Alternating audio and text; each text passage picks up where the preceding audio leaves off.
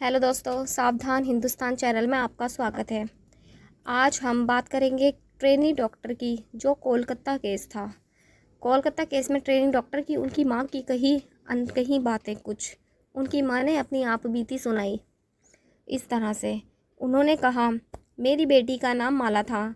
मेरी बेटी माला मेरे घर की खुशी थी, लक्ष्मी थी और बहुत ही ज़्यादा खूबसूरत थी। जब उसने कहा कि वह डॉक्टर बनना चाहती है तो मैंने उसे नहीं रोका। मैं उसे क्यों रोकती? मैं चाहती थी कि वह डॉक्टर बने, लेकिन हम लोग बहुत गरीब थे। फिर भी मैंने बड़ी मेहनत करके उसे डॉक्टर बनाया था। अभी उसके हाउस जॉब के दिन थे, यानी कि इसके बाद वह पूरी तरह डॉक्टर बन चुकी थी और अपना अलग से क्लिनिक भी कर सकती थी। लेकिन वह भी नए डॉक्टरों की सूची में थी, इसलिए नए डॉक्टरों को ज़्यादा मेहनत का काम दिया जाता है, जैसे कि नाइट ड्यूटी वगैरह। सब जानते हैं कि रात को जागना पड़ता है नाइट ड्यूटी में तो, लेकिन नाइट ड्यूटी बहुत ही मुश्किल काम है। जब उसने मुझे बताया कि उसकी नाइट ड्यूटी रहेगी तो मैं बहुत परेशान हुई। मैंने कहा कि जब तू घर नहीं आएगी तो बेटी मैं परेशान रहूँगी। वह मेरी इकलौती बेटी थी। मेरे 2 बेटे भी थे, लेकिन जो प्यार मुझे अपनी बेटी से था वह बेटों से नहीं था। उसके पापा भी उसे बहुत प्यार करते थे। घर में उसकी एक बुआ रहती है, वो भी उसे बहुत चाहती थी। उसने कहा कि वह ड्यूटी बदलवा नहीं सकती, ऊपर से ऑर्डर आया है। आप परेशान मत होना, अस्पताल में मैं अकेली थोड़ी होती हूँ, और भी तो बहुत सारे लोग होते हैं।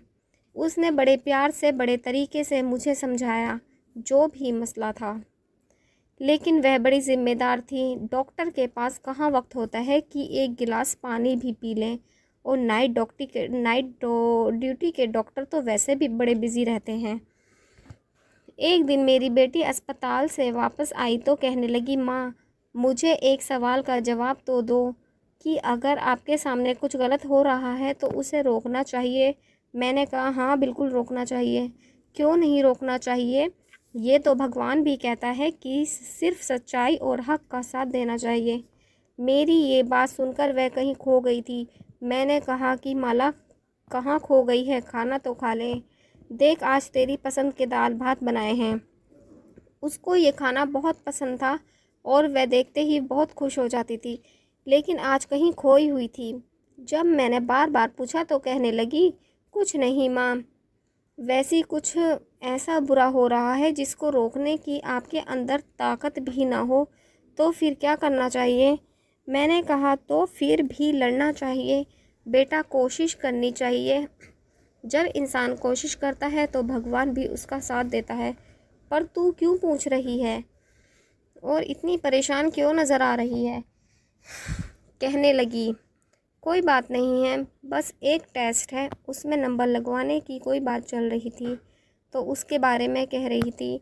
मुझे उसकी इस तरह की बातें समझ नहीं आती थी, क्योंकि मैं ज़्यादा पढ़ी लिखी नहीं थी और फिर वह तो डॉक्टर बन रही थी।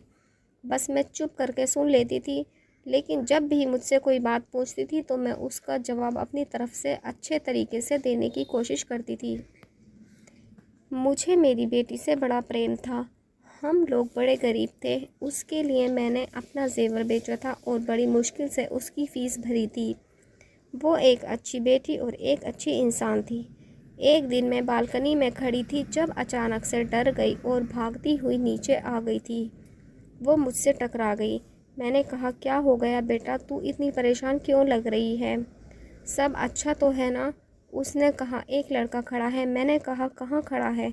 कहने लगी, हमारे घर के नीचे। मैंने कहा, तो क्या हो गया?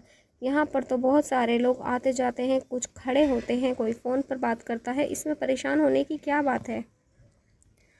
उसने कहा, आप मेरी बात नहीं समझ रही। वो रोज़ यहाँ आकर खड़ा होता है और हमारे घर की तरफ देखता है, जैसे ही मुझे देखता है दूर दूर से मुस्कुराता है। पता नहीं क्या सोचता है। मैंने कहा, वह दूर खड़ा है ना, वह कुछ भी कर सकता है, हम उसे रोक नहीं सकते। अगर वह तुझसे कोई बात कहे तो तू उसका मुंह तोड़ देना, ठीक है? और मैं भी बालकनी में खड़ी थी। अगले दिन जब वह घर से निकली, क्योंकि आजकल उसकी नाइट ड्यूटी होती थी, इसलिए वह शाम को ही जाया करती थी। जब वह बाहर निकली तो आज उस लड़के ने उसका रास्ता रोक लिया। मैं दूर से ये सब कुछ देख रही थी। पहले वह लड़का कुछ बोला, फिर माला ने कुछ कहा और फिर माला ने उसके मुंह पर थप्पड़ मार दिया, पर वह फिर भी मुंह पर हाथ रखकर एक तरफ को चला गया और माला अस्पताल के लिए रवाना हो गई। मैं पूरा दिन यही सोचती रही कि वह लड़का कौन था, मेरी बेटी को उसने क्या कहा कि उसने उसके मुंह पे थप्पड़ मारा। लेकिन आज उसने मुझे फ़ोन नहीं किया। रोज़ मुझे फ़ोन करती थी। जब वो शाम को वापस आई तो मैंने उससे पूछा कि वो लड़का क्या कह रहा था। कहने लगी वो बुरा लड़का नहीं है। मैंने कहा तुझे कैसे पता कि वो बुरा लड़का नहीं है, तो फिर तूने उसे थप्पड़ क्यों मारा? माला ने कहा जब मैंने उसे थप्पड़ मारा तो उसने बाद में पता चला कि वह थप्पड़ मार दिया, तब उसे मुझे बाद में पता चला कि वह बुरा लड़का नहीं है। वो अस्पताल के किसी और औरत के साथ आया था। तब से उसने मुझे देखा है, कहता है कि आप मुझे बहुत अच्छी लगती हो। उसने ये बात बड़ी इज्जत से की थी, वरना किसी और तरह से भी कर सकता था। लेकिन उस वक्त मुझे गुस्सा आ गया और मैंने उसके मुंह पर थप्पड़ मार दिया। लेकिन जब मैं जा रही थी तो उसने पीछे से ऐसी बात कही कि मैं हैरान रह गई। मैंने पूछा क्या बात की थी, तो कहने लगी माँ उसने कहा था कि चाहे तुम मुझे रोज़ थप्पड़ मारो, मैं फिर भी रोज़ तुम्हें देखने के लिए यहाँ आऊँगा, क्योंकि जब तक मैं तुम्हें देख ना लूँ मेरा दिन नहीं गुजरता। ऐसी बातें तो हर कोई कर सकता है, जो आपको सच्चा प्रेम, ऐसी बातें तो वही कर सकता है ना जो आपको सच्चा प्रेम करता है। मैंने कहा तू कितनी मासूम है, तूने एक पल में ये अंदाज़ा कैसे लगा लिया कि वह मासूम है, सच्चा प्रेम करता है। ये जो मर्द होते हैं ना, इनको पता होता है कि औरतें किन बातों से खुश होती हैं। इनको बड़ी बड़ी बातें करनी आती हैं। अगर इतना ही दम है ना तो उसमें तो उसको कह दो कि मेरे घर रिश्ता भेज दे। मैंने ये कहा कि ये बात बिल्कुल ठीक रहेगी, पर माला कहने लगी कि ऐसे कैसे रिश्ता भेज दे, अगर उसने रिश्ता भेज दिया तो क्या आप मान जाओगी? मैंने उसे समझाया कि हाँ मैं मानूंगी, लेकिन अगर वो इस काबिल हुआ तो। हम तुझे डॉक्टर बना रहे हैं, तेरी शादी किसी आम आदमी से थोड़ी करेंगे। अब माला रोज़ वहाँ अब माला रोज़ वहाँ से गुज़रती थी और वह पहले से ही खड़ा होता था। उसे कुछ कहता नहीं था, कुछ बोलता नहीं था। वह दोनों एक दूसरे से बस सिर्फ देखते ही थे। माला के अंदर मुझे कुछ तब्दीली नज़र आने लगी थी। मुझे ऐसा लगता था कि जैसे वह भी उस लड़के को पसंद करने लगी है, क्योंकि जब वह वहाँ से गुज़रती तो उसके चेहरे पर मुस्कान होती थी। आजकल वह काफ़ी तैयार होकर जाती थी। वह जिस अस्पताल में काम करती थी पहले वहाँ पर पढ़ाई करती थी, इसलिए कभी तैयार होकर नहीं गई। कहती थी कि मैं स्टूडेंट हूँ, स्टूडेंट को मेकअप करने की इजाज़त नहीं है। और उसके बाद उसकी आदत ही बन गई, क्योंकि वहाँ पर ऐसा कोई नहीं था जो उसको जानता नहीं था। तो वह उसके सामने अच्छी दिखना चाहती थी, लेकिन जिसके सामने वह अच्छी लगना चाहती थी वह तो उसके घर के सामने खड़ा होता था। इसलिए घर से तैयार होकर जाती थी। उसके उस लड़के के बारे में मैंने थोड़ा सा पता करवाया था अपने छोटे बेटे से, क्योंकि वो हमारे घर के सामने खड़ा होता था। तो इतना तो पता होना चाहिए कि वह कौन है। बेटी को बहुत संभाल कर रखना चाहती थी और यह भी चाहती थी कि उसका जीवन साथी अच्छा इंसान बने और जो इसको बहुत ज़्यादा प्यार करे, चाहे वो हमसे उसे दूर ही ले जाए। माला बहुत अच्छी इंसान थी, वह किसी का भी दिल जीत सकती थी, लेकिन सामने वाला भी तो इस काबिल होना चाहिए। एक दिन वह मुझसे कहने लगी कि माँ मुझे आपसे बड़ी ज़रूरी बात करनी है, जो मेरे बारे में है, मेरे भविष्य के बारे में है, मेरे जीवन साथी के बारे में है। मैंने कहा हाँ बोल, तुझे क्या बात करनी है? और मुझे समझ आ रहा था कि वो क्या कहने वाली है। लगता है राम ने उसके दिल में जगह बना ली थी और मुझे वो कहने वाली थी कि राम के घर रिश्ता लेकर चलो। तो अगर राम के घर वाले भी रिश्ता लेकर आएँ तो आप मना मत करना। लेकिन ये बताने से पहले जैसे ही वो मुझे बताने लगी, इतने में उसकी कॉल आ गई अस्पताल से। जैसे ही उसको अस्पताल से कॉल आती थी वह सब कुछ छोड़कर पहले कॉल सुनती थी। कहती थी कि वो क्या पता, हो सकता है कोई इंसान तकलीफ़ में हो इसलिए मुझे बुला रहे हो, मुझे देरी नहीं करनी चाहिए। ये बात भी ठीक है। अस्पताल से कॉल थी, वैसे ही तो उसकी नाइट ड्यूटी थी, लेकिन वह डे ड्यूटी में भी बुला लेते थे। शायद कोई डॉक्टर छुट्टी पर चली गई थी मैंने कहा कि तू डे ड्यूटी भी करेगी और नाइट ड्यूटी भी, थक नहीं जाएगी? तो कहने लगी, एक ही दिन की तो बात है, मैं नहीं थकूंगी, वापस आकर सो जाऊंगी। आप मेरी पसंद का खाना बनाकर रखना, मैं कल सुबह टाइम से पहले आ जाऊंगी। मैंने उससे कहा, ठीक है, अपना मोबाइल वगैरह साथ ले ले और फ़ोन का चार्जर भी रख लेना, फ़ोन को चार्ज करके रखना और अच्छे से खाना भी खा लेना। तेरे अस्पताल में खाना तो मिलता है ना? तो कहने लगी, हाँ मिलता है। और घर से जा रही थी तो पता नहीं क्यों मुझे अजीब सा लग रहा था। मैंने उसे पुकारना चाहा लेकिन पुकारा नहीं, क्योंकि कहते हैं ना कि जब कोई जहाँ भी जाए तो उसे पीछे से नहीं बुलाता। उसने कहा था कि जो ज़रूरी बात मुझे करनी है वो मैं आपके साथ ही करूँगी, क्योंकि आराम से चलने वाली बात है। वो अपने काम पर चली गई और मैं भी अपने कामों में लग गई। उसने मुझे दोपहर को एक दफ़ा फ़ोन किया और बताया कि सब कुछ ठीक है। फिर उसने मुझे शाम को भी फ़ोन किया और कहा, आज बस थोड़ा ज़्यादा काम है, लेकिन मैंने खाना खा लिया है, आपने खाया तो है ना? मैंने उसको बताया, हाँ खाना खा लिया है, बस सोने लगी हूँ। हाँ, मैं जल्दी सो जाती हूँ क्योंकि मुझे सुबह जल्दी उठना होता था। उसने कहा कि आप सुकून से सो जाओ, हम सुबह मिलते हैं। मैंने कहा ठीक है और मैं सो गई। और मुझे क्या पता था कि इस रात के बाद मुझे कभी सुकून की नींद नहीं आएगी। माला सुबह 9 बजे तक वापस आ जाती थी, क्योंकि उसकी शिफ्ट 8 बजे ख़त्म होती थी और अस्पताल से यहाँ आते हुए उसे 1 घंटा लग जाता था। जब मैं उठी तो सुबह के 9:30 हो रहे थे। मुझे लगा कि वह अपने कमरे में आकर सो गई होगी, लेकिन उसे बिना कुछ खिलाए मैं सोने नहीं देती थी। फिर वह शाम तक सोती थी। मैंने उसे कहा था कि आते ही मुझे जगा दे, मैं खाना निकाल कर रख दूंगी।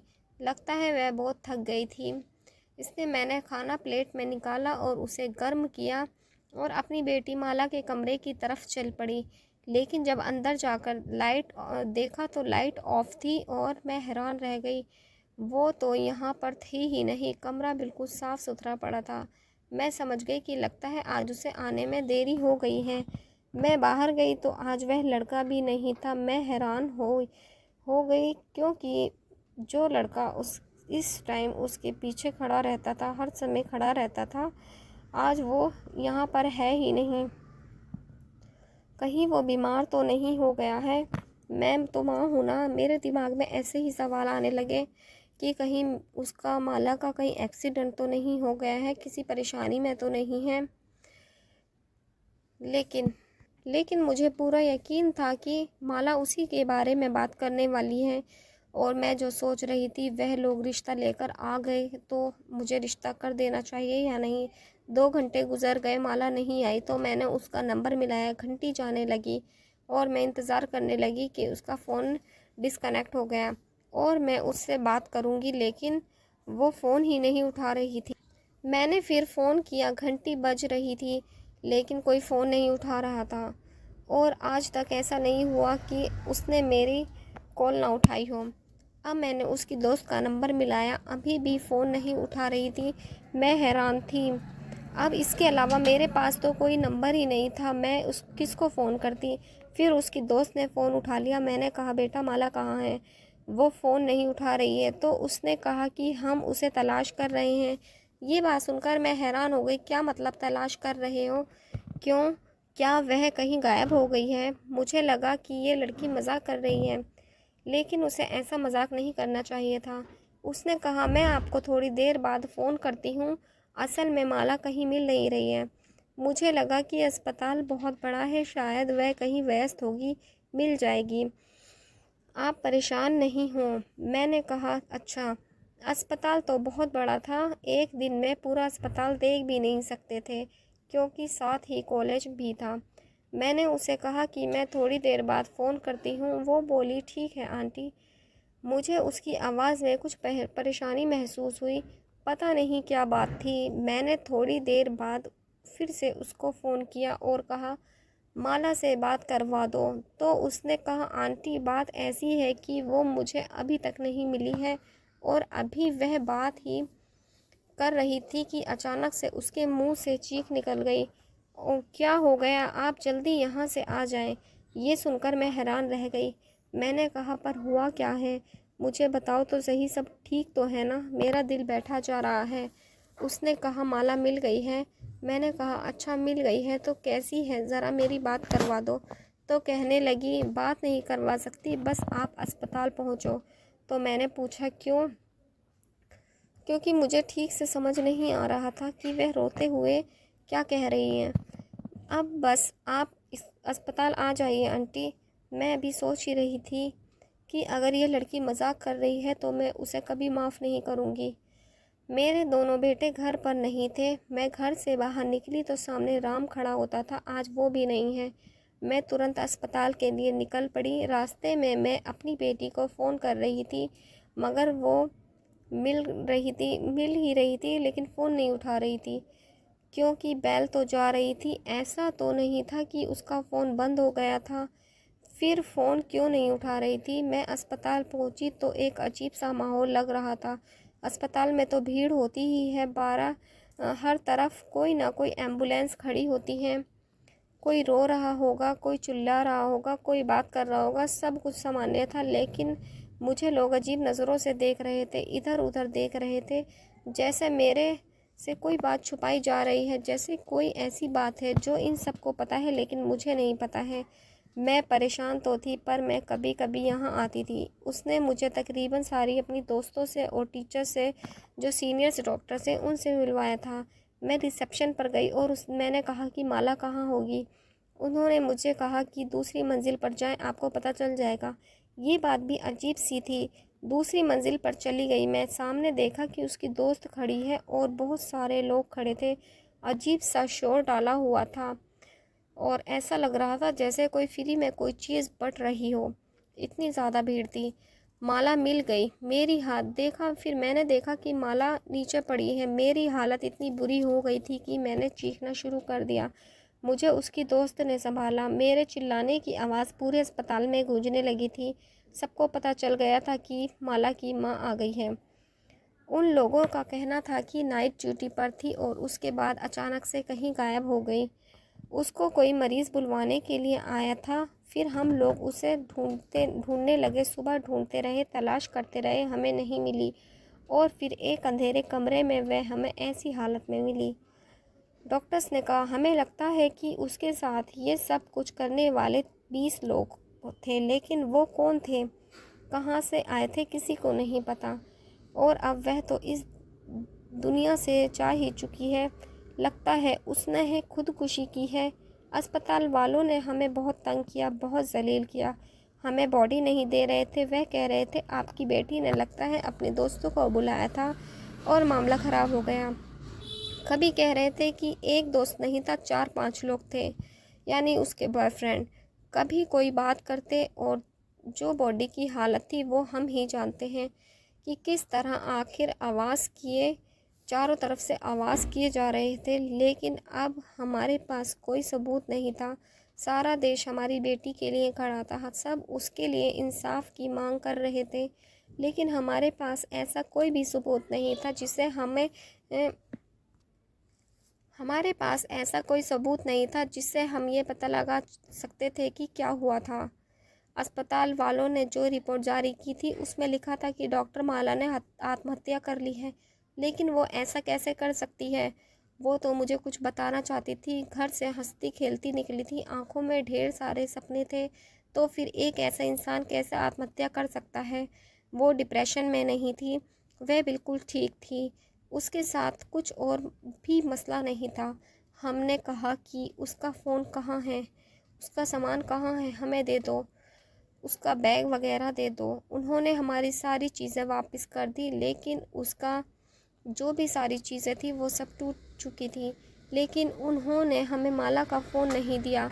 हम हैरान हुए कि फ़ोन क्यों नहीं दे रहे। कहने लगे सबूत के तौर पर हमारे पास रहेगा। लेकिन उन्हें सबूत का क्या करना था? जब खुद कह रहे थे कि आत्महत्या ही की है, तो फिर सबूत किसको दिखाना था?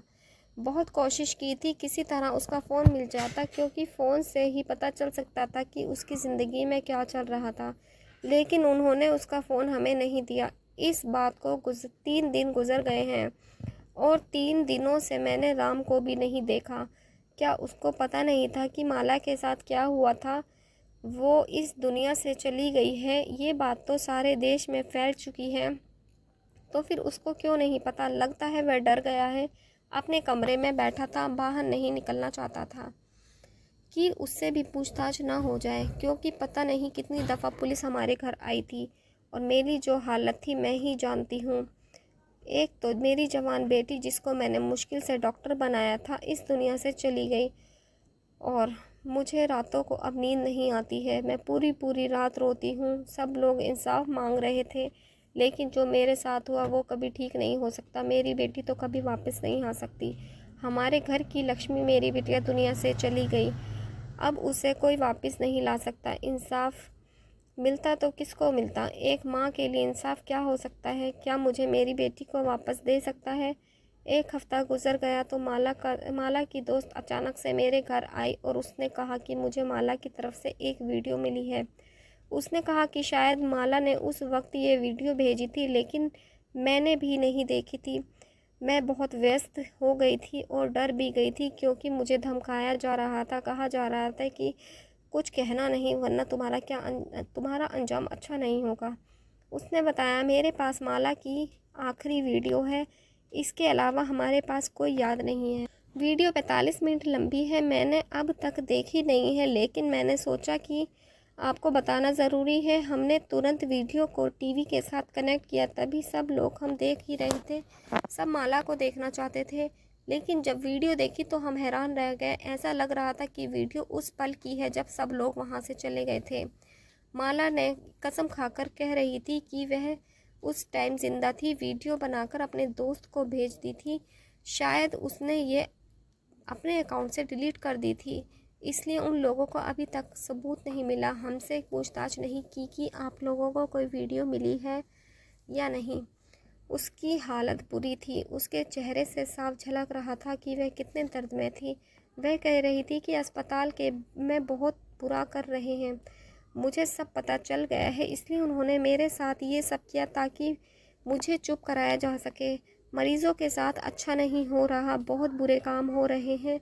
अस्पताल की थोड़ी और जानकारी दी। उसने कहा मुझे माफ़ कर देना और राम से भी कहना कि मुझे माफ़ कर दे। मैंने उससे शादी करने का वादा किया था और मैं तुमसे यही बात करने वाली थी, लेकिन अब मैं ज़िंदा नहीं बच सकूंगी, कोई मुझे नहीं बचा सकेगा। वो अपने भाइयों के नाम लेने लगी और कहती परेशान मत होना, तुम लोग माँ का ध्यान रखना। आखिर उसने कहा मैं तो तुम सब से बहुत ज़्यादा प्यार करती हूँ, तुम सब मेरे लिए बहुत ख़ास हो। अगले दिन हमें पता चला, कुछ दिन बाद हमने पता चला कि राम ने अगले दिन ही आत्महत्या कर ली थी, क्योंकि वह उससे सच्चा प्रेम करने लगा था। तब हमें भी यकीन हुआ कि उसने ऐसा क्यों किया। सच्चा प्रेम, इतने ही दिन में उसे इतना सच्चा प्रेम हो गया था उससे कि उसने आत्महत्या ही कर ली। सभी लोग आकर मुझे तसल्ली देते थे, सब कहते थे सब कुछ ठीक हो जाएगा। आप ही बताओ क्या सब कुछ ठीक हो जाएगा? जिन लोगों ने क्राइम किया है अभी तक उनको सज़ा मिली भी है या नहीं? इतनी आसानी से मैं वो दिन नहीं भूल सकती, और अभी उन लोगों को सज़ा भी नहीं मिली जिन लोगों ने मेरी बेटी के साथ ये सब कुछ किया है। आप ही बताओ उसे इंसाफ कब मिलेगा? कमेंट करके अपनी राय ज़रूर दें और चैनल को सब्सक्राइब करें। दोस्तों, हमारा उद्देश्य ये सब घटना आपको सुनाने का ये नहीं है कि आपका दिल दुखाया जाए। हम सिर्फ आपको ये बताना चाहते हैं कि आप जागरूक रहें, सतर्क रहें। धन्यवाद।